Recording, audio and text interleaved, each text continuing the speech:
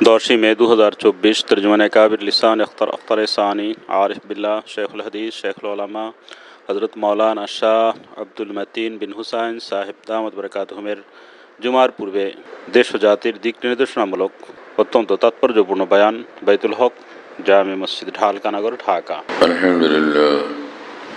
আলহামদুলিল্লাহ ওয়া কাফা সালামুন আলা ইবাদিহিল্লাযীনা ইসতাফা আম্মা বা'দ আউযু বিল্লাহি মিনাশ শাইতানির রাজীম বিসমিল্লাহির রাহমানির রাহিম فأما من طغى وآثر الحياة الدنيا فإن الجحيم هي المأوى وأما من خاف مقام ربه ونهى النفس عن الهوى فإن الجنة هي المأوى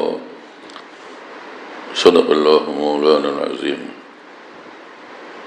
আল্লাহ পাক জাল্লা জালালুহু আম্মা নওয়ালুহু আমাদের সকলকে মাফ করেন, আল্লাহর মহব্বত মারিফত দান করেন, জান্নাতুল ফিরদৌস আমাদের জন্য মঞ্জুর করেন। আল্লাহ তাআলা আমাদের হায়াতে ইলমে আমলে রিজিকে বরকত দান করেন, দু জাহানের কামিয়াবি নসিব করেন। অনেক ভাগ্যবান ওই বান্দা যে বান্দা সর্বদা আল্লাহকে খুশি রাখে, আল্লাহর অসন্তুষ্টির রাস্তা থেকে বিরত থাকে, আল্লাহর ভয়ের দৌলত তার অন্তরে থাকে, আল্লাহ পাকের মহব্বতের দৌলত তার অন্তরে থাকে এবং প্যারা নবী মুহাম্মদুর রাসূলুল্লাহ সাল্লাল্লাহু আলাইহি ওয়াসাল্লামের পবিত্র জীবন আদর্শ নিয়ে আসে, সঙ্গে নিয়ে চলে, পবিত্র জীবন আদর্শের নূর নিয়ে আলো নিয়ে আসে, এই পৃথিবীতে বাস করে। তো এই মানুষ শ্রেষ্ঠ ভাগ্যবান মানুষ। এরকম মানুষ দুনিয়ার জীবনেও সুখী হয়, পরকাল জীবনে তো সুখী হবেই। আল্লাহকে যে খুশি রাখে তার দোনো জাহান কামিয়াব, দুনিয়া কামিয়াব, আখিরাতও কামিয়াব। আল্লাহকে যে খুশি রাখে সে ইজ্জতওয়ালা মানুষ। আল্লাহকে যে খুশি রাখে তো তার জীবনে রহমতই রহমত, বরকতই বরকত।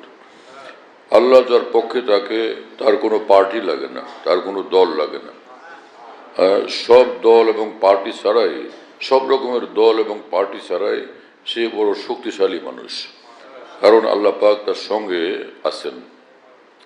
রাসূলুল্লাহ সাল্লাল্লাহু আলাইহি ওয়াসাল্লাম যখন মক্কা থেকে হিজরত করে মদিনা যাইতেছিলেন তো গিয়ে একটা গুহার মধ্যে আশ্রয় গ্রহণ করছিলেন। সঙ্গে ছিলেন হযরত আবু বকর সিদ্দিক রাদিয়াল্লাহু তাআলা আনহু। তো কাফের মুশরিকরা খুঁজতে খুঁজতে কোথাও না পেয়ে যখন ওই পাহাড়ের ওই গুহার মুখে পৌঁছে গেছিল তো তাদের পা দেখা যাচ্ছিল। আবু বকর সিদ্দিক রাদিয়াল্লাহু তাআলা আনহু নিজের জন্য নয় বরং রাসূলুল্লাহ সাল্লাল্লাহু আলাইহি ওয়াসাল্লামের জন্য চিন্তিত হচ্ছিলেন। তো নিজের জন্য না বরং রাসূলুল্লাহ সাল্লাল্লাহু আলাইহি ওয়াসাল্লামের যে কোনো কষ্ট না হয়ে যায় সেজন্য তিনি পেরেশান হচ্ছিলেন। তো এই পেরেশান হওয়া এটা তার অনেক শক্তিশালী ঈমানের দলিল। নিজের জীবনের পরোয়া নাই, কিন্তু রাসূলুল্লাহ সাল্লাল্লাহু আলাইহি ওয়াসাল্লামের জন্য তিনি ফেদা এবং উৎসর্গ। তো ওই সময় রাসূলুল্লাহ সাল্লাল্লাহু আলাইহি ওয়াসাল্লাম তাকে সান্ত্বনা দিয়ে বলছিলেন যে হে আবু বকর, লা তাহজান ইন্নাল্লাহা মা'ানা, কোনো টেনশন করো না, নিঃসন্দেহে আল্লাহ আমাদের সঙ্গে, নিঃসন্দেহে আল্লাহ আমাদের সঙ্গে। আল্লাহ যার সঙ্গে থাকে তার পেরেশানির কোনো কারণ নেই, কোনো শক্তি তাকে ক্ষতিগ্রস্ত করতে পারে না। जिसको खुदा रखे उसको कौन चाखे। আল্লাহ যাকে রক্ষা করেন কে তার বিন্দুমাত্র কোনো ক্ষতি করতে পারে। আল্লাহ তাআলা আমাদেরকে এই বুঝ দান করেন, সেরকম ঈমান এবং আমলের জিন্দেগি নসিব করেন। তো আসল সম্পদ তো এই সম্পদ, যে সম্পদ সাথে নিয়ে যাওয়া যাবে দুনিয়া থেকে। যে সম্পদ ক্ষণস্থায়ী এবং ধ্বংসশীল সেটা কোন ধরনের সম্পদ? যখনই ডাক আসলো পরকালের, মালাকুল মউত হাজির হলেন আর তাকে কবরস্থানে নিয়ে চললেন, মানে রূহ নিয়ে চলে গেলেন পরকালের সে বরজখের পথে। তো ওই সময় সে সম্পদের হিসাব এবং ব্যাংক ব্যালেন্সের হিসাব করতেছে, কি কাজে আসবে সে সম্পদ এবং ব্যাংক ব্যালেন্স। যদি এই মানুষ ঈমান আর নেক আমল নিয়ে পৃথিবীতে বসবাস করত, আজকে এই দৌলত তার সঙ্গে যাইত। রাসূলুল্লাহ সাল্লাল্লাহু আলাইহি ওয়াসাল্লাম বলছেন, প্রত্যেক মানুষের কবর প্রতিদিন ডাকে এবং বলে যে আনা বাইতুল গুরবা, আনা বাইতুল ওয়াহদা, আনা বাইতুল তুরাব, আনা বাইতুল দুধ, যে আমি এই বিদেশ বুভির এক ঘর, মুসাফিরখানা, মাটির ঘর এবং অন্ধকার ঘর, আর সে পোকামাকড় সাপ বিচ্ছুর ঘর। এই বলার দ্বারা ফায়দা কি, যে তুমি ব্যবস্থা নেও, এখানে আসবে যে বিছানাপত্র এবং তোমার সঙ্গী সাথী, আলো, সব কিছুর ব্যবস্থা নাও। আর এই কোনো ক্ষতিকর বস্তু তোমার দিকে উদ্যত হলে সেটাকে প্রতিহত করার মতো শক্তি সামর্থ্য ব্যবস্থা নিয়ে তুমি আসো। সেটা কি জিনিস? ঈমান এবং নেক আমল। সেটা হচ্ছে ঈমান এবং নেক আমল।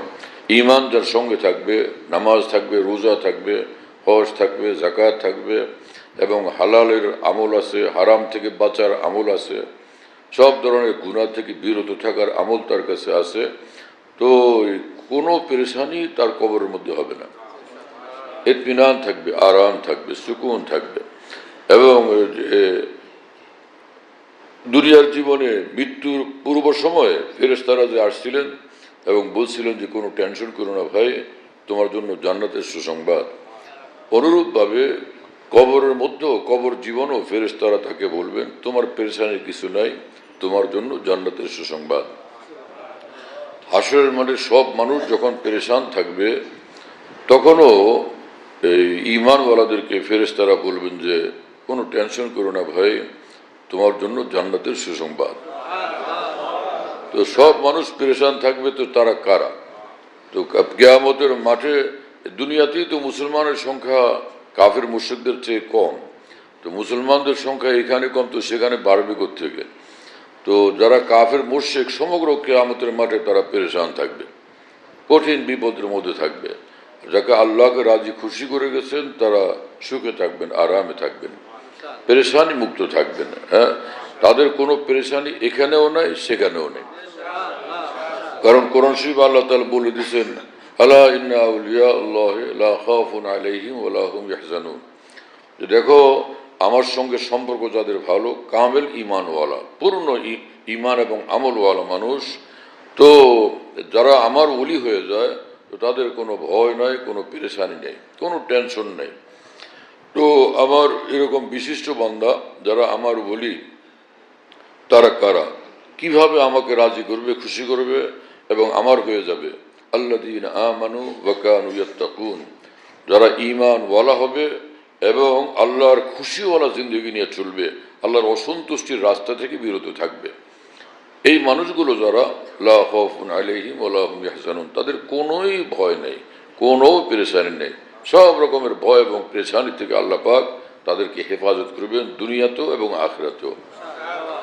আখিরাতে তো একদম সুনিশ্চিত। দুনিয়ার জীবনে পরীক্ষামূলকভাবে কখনো কোনো পরিস্থিতি আসে যার দ্বারা তার ঈমানের জিন্দেগির একটা পরীক্ষা হয়।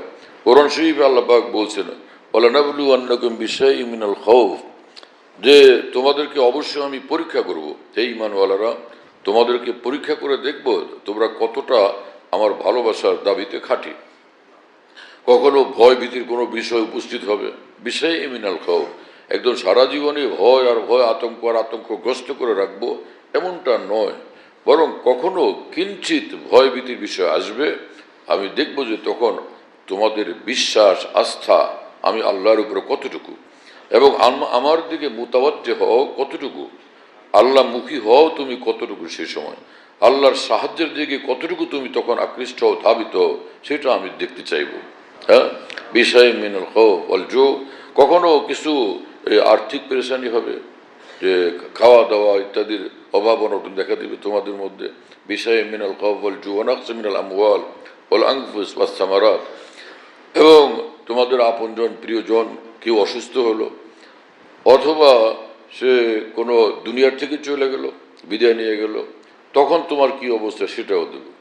অবাশশিরিস সাবিরিন, এবং ফল ফসলের কখনো ক্ষতি হবে, ক্ষেত খামার বাগ বাগানের ক্ষতি হবে ইত্যাদি।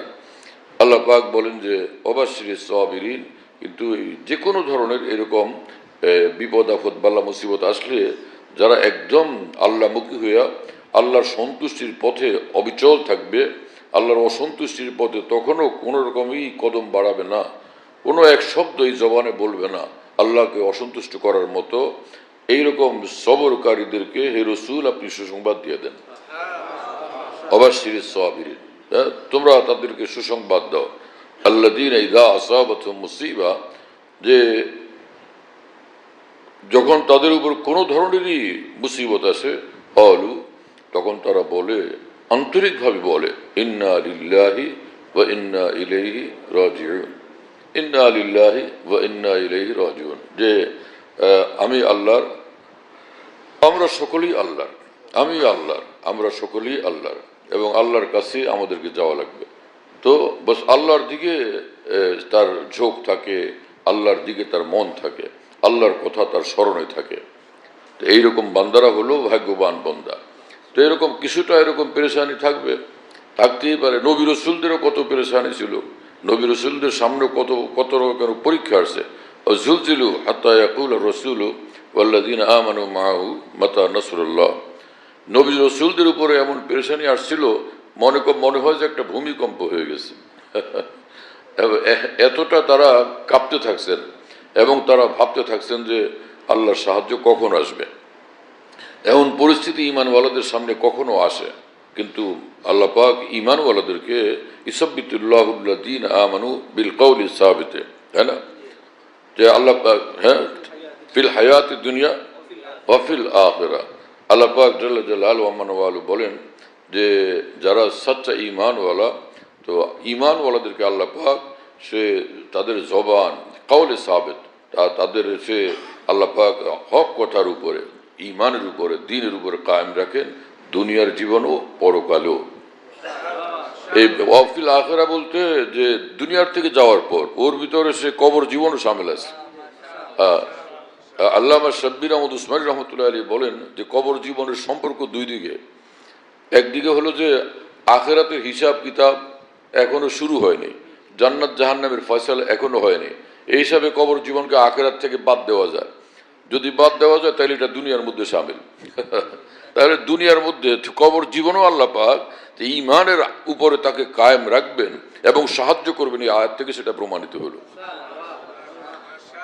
আর যদি কবর জীবনকে আখিরাতের সঙ্গে সামিল করা হয়, যেহেতু দুনিয়ার থেকে চলে গেছে, তাহলে আখিরাতের জীবনে আল্লাহ পাক তাকে সাহায্য করবেন, এই আয়াত পাক দ্বারাই সেটা প্রমাণিত হয়ে গেল।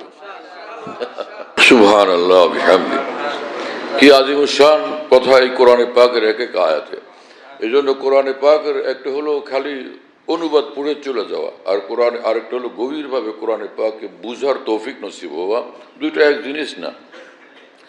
তো এই কোরআনে পাকে জামিউল উলুমে ফিল কোরআন ওয়া ইন্নামা তাকাসারাত আনহু আফহামুর রিজালি, যে সমস্ত ইলম কিয়ামত পর্যন্ত এই মানুষ আল্লাহমুখী থাকার জন্য যত ইলমের দরকার সমস্ত ইলম এই কোরআনে পাকের মধ্যেই আছে, কিন্তু মানুষ সেটা বুঝতে অক্ষম।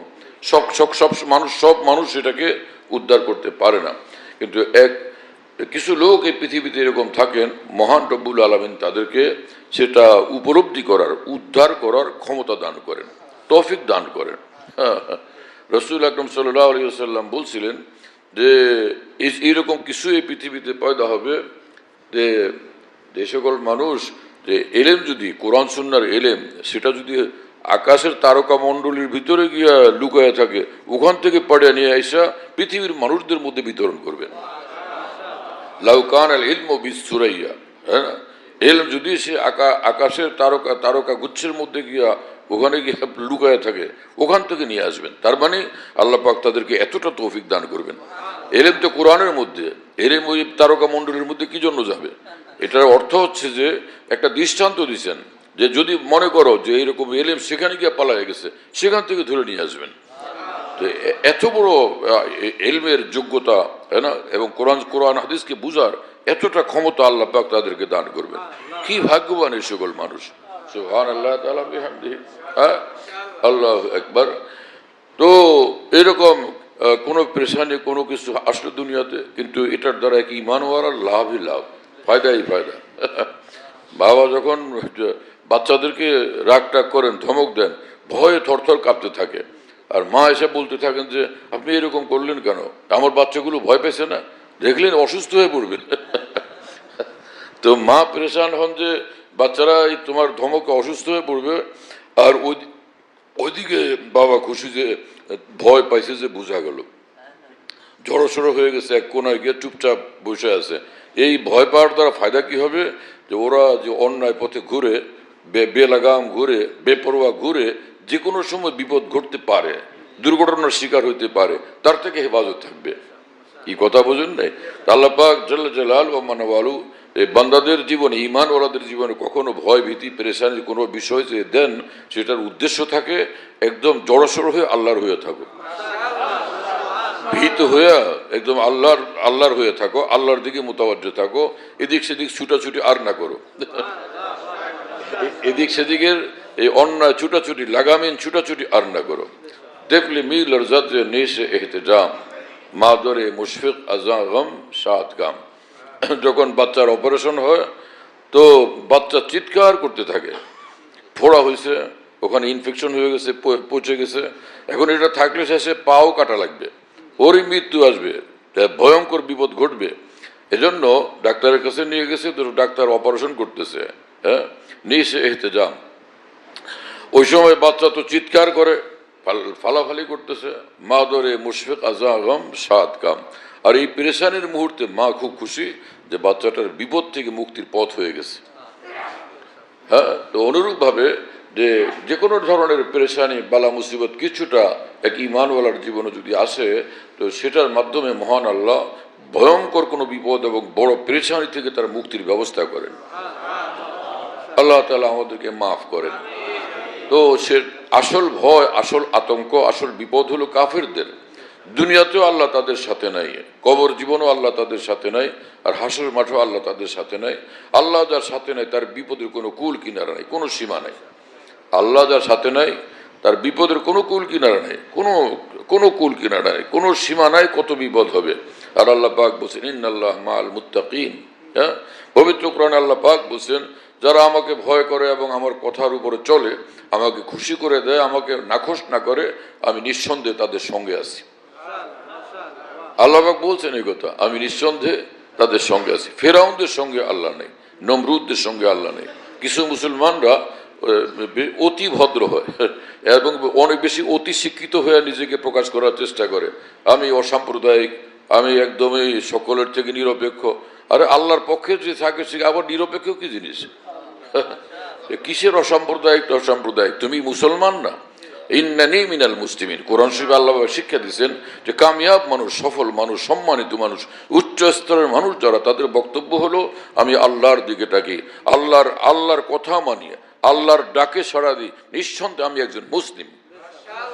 এই বলে তার গর্ব করা চাই। কি হলো আজকে মুসলমানদের? হ্যাঁ, মুসলমান মরতে থাকে, মুসলমানদের উপর নির্যাতন হইতে থাকে, সে ব্যাপারে দুইটা কথা বলার তৌফিক হয় না এই সকল মানুষদের, যারা নিজেদেরকে উচ্চ মাত্রার ভদ্র এবং উচ্চ শিক্ষিত মনে করেন, বড় ধরনের পৃথিবী ছাড়া শিক্ষিত মনে করেন, একদম পৃথিবীর সর্বশ্রেষ্ঠ তবকায় পৌঁছে গেছেন বলে মনে করেন।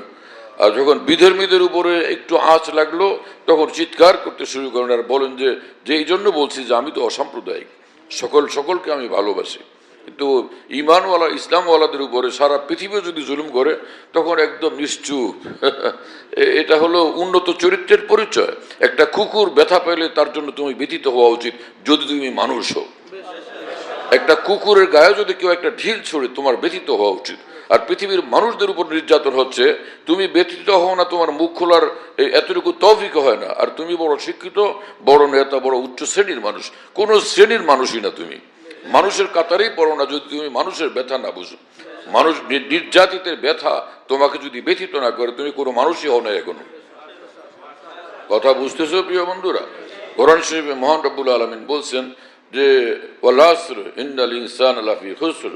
সব যুগ জমানার কসম করে আমি বলি, সর্বযুগে যারাই থাকুক, তো সব যুগ জমানার কসম করে আমি বলি ইন্নাল ইনসানা লাফি খুসর। সব মানুষ বিলকুল ধ্বংসের পথে আছে, সব মানুষ ধ্বংসের পথে আছে।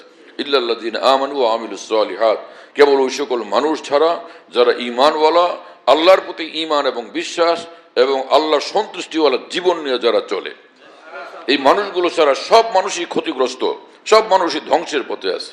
তা আল্লাহ পাক পবিত্র কোরআনে তাই বলেন, তোমার মতো মানুষের কথা আমরা বিশ্বাস করব না? মহান রব্বুল আলামিন, যিনি আমাদের মহান স্রষ্টা, যার হাতে আসমান জমিনের নিয়ন্ত্রণ এবং চন্দ্র সূর্যের নিয়ন্ত্রণ, দিন রাত্রের নিয়ন্ত্রণ, সে আল্লাহর কথা শুনবো না তোমার কথা শুনবো? তোমার ক্ষমতা কতটুকু? আজকে যদি একটা বিপদ আসে, একটা দুর্ঘটনা ঘটে, হার্ট অ্যাটাক হয়ে যায়, ব্রেন স্ট্রোক হয়ে যায়, তখন তোমার আত্মা পাত্তা কিছু থাকে? তোমার মতো দুর্বলের কথা কেন আমরা বিশ্বাস করব? তোমার ডাকে আমরা কেন সাড়া দিব? আমরা সাড়া দিব সেই মহান আল্লাহর ডাকে, যেই মহান আল্লাহর হাতে সমস্ত ক্ষমতা। অহু আল্লাহ কুল্লি শাইইন কাদির, সবকিছুর উপর তিনি ক্ষমতাবান, সর্বশক্তিমান সে মহান আল্লাহ। তাবারাকাল্লাযী বিয়াদিহিল মুলক, রাজত্ব এবং কর্তৃত্ব তার হাতে, এবং তিনি আজিমুশ শান, এবং তিনি বরকতওয়ালা। সমস্ত কল্যাণ এবং সমৃদ্ধি সবকিছু মহান আল্লাহর হাতের মুঠায়। বিয়াদিহিল খায়র, সমস্ত কল্যাণ আল্লাহ পাকের হাতে। আল্লাহ পাক যাকে চান তুতিল মুলকা মান তাশা ওয়া তানজিউল মুলকা মিম্মান তাশা, যাকে চান মহান আল্লাহ ক্ষমতা দেন, রাজত্ব দেন, হ্যাঁ, ও তানজিউল মুলকা মিম্মান তাশা, এবং যার থেকে ইচ্ছা আল্লাহ পাক সে রাজত্ব ছিনিয়ে নেন, ক্ষমতাকে ছিনিয়ে নেন। এবং আল্লাহ পাক রাত বানান, আল্লাহ পাক দিন বানান, সমস্ত কল্যাণ আল্লাহ পাকের হাতে। এক বিন্দু কল্যাণ, এক তিল কল্যাণ, এক রত্তি কল্যাণ, সব আল্লাহ পাকের হাতে। এক এক দানা আল্লাহর তরফ থেকে আসে, এক এক দানা। এই বাতাস মহান আল্লাহ পাকের। কারো বাপের শক্তি আছে বাতাসের উপরে, কারো বাপের শক্তি আছে, কোন কন্ট্রোল আছে এই বাতাসের উপরে? এই দিন রাত্রের উপরে কারো কন্ট্রোল আছে এই পৃথিবীর কোনো মানুষের? এক দৌড়ে গিয়ে মানুষ যে চাঁদে পৌঁছে গেছে, এবং চাঁদের পিঠের উপরে নামতে পারার কারণে, পৌঁছতে পারার কারণে উল্লাস, খুব খুশি। কিন্তু চাঁদের স্রষ্টাকে চেনার এখনো তৌফিক হয়নি। চাঁদ যিনি বানাইছে তার সঙ্গে সম্পর্কের কোনো বিষয় দাঁড়ায়নি।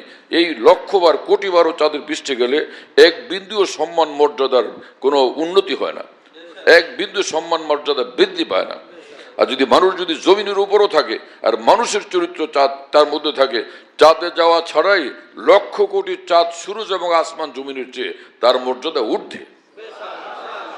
যদি সে সত্যিকার মানুষ হয়, তার চাঁদে যাওয়া, মঙ্গলে যাওয়া কোনো জরুরি থাকে না। নমরুদ এবং ফেরাউন যদি হাজারো লাখো কোটি কোটি বার চাঁদে যায়, মঙ্গলে যায়, নমরুদ এবং ফেরাউন কি বড় মানুষ হয়ে যাবে? উন্নত চরিত্রের হয়ে যাবে? সে কি সফল কাম হয়ে যাবে? সে কি ভাগ্যবানদের কাতারে সামিল হবে? আর হযরত বেলাল রাদিয়াল্লাহু তাআলা, হাসান বসরি, কোন ভালো মানুষ, সভ্য মানুষ, ভদ্র মানুষ, সে যদি জমিনেই পড়ে থাকে কিয়ামত পর্যন্ত, তো তার কত বড় মর্তবা, কত বড় সম্মান। সম্মানিত লোককে সকলেই সম্মান করে। সত্যিকার ভদ্র যে, সে সকলের কাছে সম্মান পায়। সম্মান কামনা করার জন্য দরকার হয় না, সম্মান কামনার দরকার হয় না, সম্মানের ভিক্ষা চাওয়ার দরকার হয় না। আমাকে সেলুট দিও, আমাকে সালাম করো, কোনো গার্ড দরকার হয় না, কোনো কিছুর দরকার হয় না। হ্যাঁ, নিজামুদ্দিন আউলিয়ার কোন গার্ডের দরকার ছিল? কাদমউদ্দিন চিশতি রহমতুল্লাহের কোন গার্ডের দরকার ছিল? বড় পীর জিলানী রহমতুল্লাহের কোন গার্ডের দরকার ছিল? ডব্লিউ হান্টার তিনি লিখছেন যে, আমি ভারতে দেখলাম এক অবাক কাণ্ড, যে একটা মানুষ জমিনের তলে থেকে সমগ্র ভারতকে শাসন করতেছেন, সমগ্র ভারত তার দ্বারা প্রকম্পিত। সেই মানুষটি হলেন খাজা মঈনুদ্দিন চিশতি। ধর্মবর্ণ নির্বিশেষে সব মানুষ দেখলাম তার প্রতি শ্রদ্ধাশীল, এবং তাকে এখনো ভীষণ ভয় পায় লোকেরা। তো এটা কি কোনো গায়ের জোরে, শক্তির জোরে?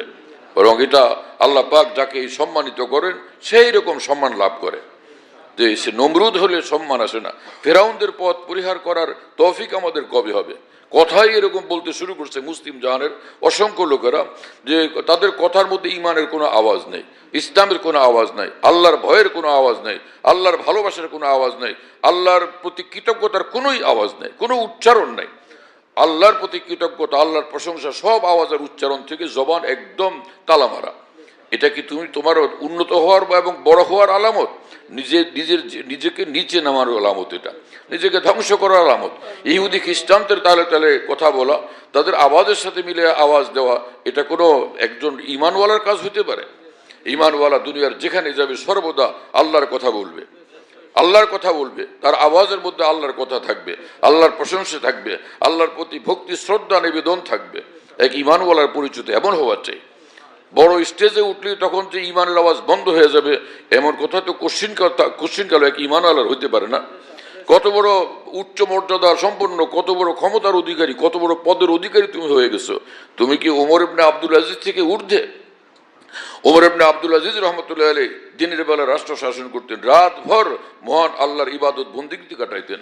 সারা রাত্রে জীবনে কখনো এক মুহূর্তের জন্য ঘুমান নাই, পুরা রাত আল্লাহ পাকের ইবাদত বন্দিগির মধ্যে কাটাইতেন, কান্নাকাটি করতে থাকতেন, নামাজ পড়তে থাকতেন, কোরআনে কারীমের তেলাওয়াত করতে থাকতেন। এবং কোরআন হাতে নিয়ে তেলাওয়াত করতেন, তখন কোরআন শরীফ সে মহান আল্লাহর প্রতি ভক্তি শ্রদ্ধার আতিশয্যে তিনি কোরআনে পাককে চুমু খাইতেন এবং চোখে লাগাইতেন, বুকে জড়ায় ধরতেন। শেখ ওমর ইবনে আব্দুল আজিজের পায়ের ধুলার সমান যোগ্যতা এবং মর্তবা সম্মান মর্যাদা কি তোমার আছে? সেই মানুষ তো এত বড় হওয়া সত্ত্বেও আল্লাহকে ভুলেন নেই। হ্যাঁ, যখন তিনি রাষ্ট্র শাসনের জন্য বসতেন, দিনের বেলা মানুষের জনগণের সেবা করতেন, জনগণের কল্যাণের কাজ করতেন, তো আল্লাহর উপর ভরসা করে করতেন, আল্লাহমুখী হয়ে করতেন, আল্লাহর ভয়ে বুক ভরা থাকতো। সেই বুক ভরা যে আল্লাহর ভয় নিয়ে তখন রাষ্ট্র শাসন করতেন। সেই মানুষরা সত্যিকার মানুষ ছিলেন, কত বড় মর্যাদাশীল ছিলেন। পৃথিবী তাদের পদানত ছিল, তাদের পায়ের নিচে ছিল। দুনিয়ার মোহে যে আক্রান্ত হয় তো সে লাঞ্ছিত হয়, আর দুনিয়াকে যে পদতলে নিষ্পেষিত করে সে উচ্চ সম্মানের অধিকারী হয়।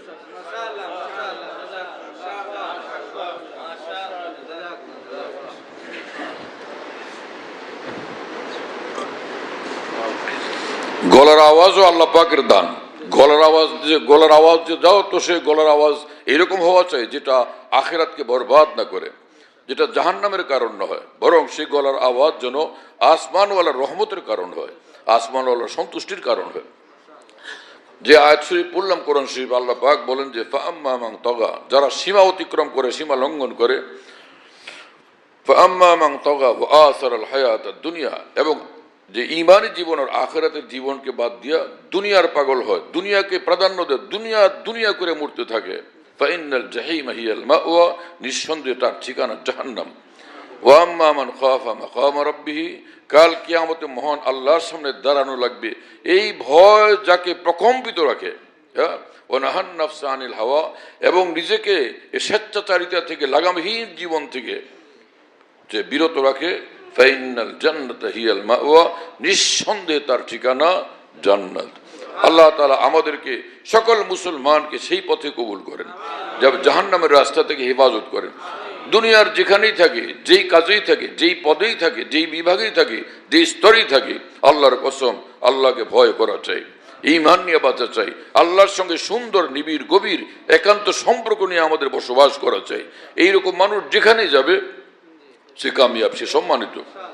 হ্যাঁ, এই যে উপজেলা ইলেকশন গেল, তো আমাদের দেশের কোনো এক অঞ্চলের নাম বলতে চাই না, এখন কথা লম্বা হবে, তো উপজেলা নির্বাচনে এই মানুষ এই সর্বপ্রথম তিনি চেয়ারম্যান নির্বাচিত হলেন।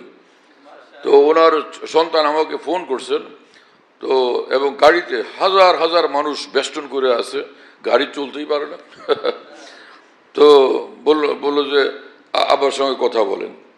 যাই হোক, তো কথা হলো, সালাম কালামের পরে উনি কাঁদতেই থাকলেন।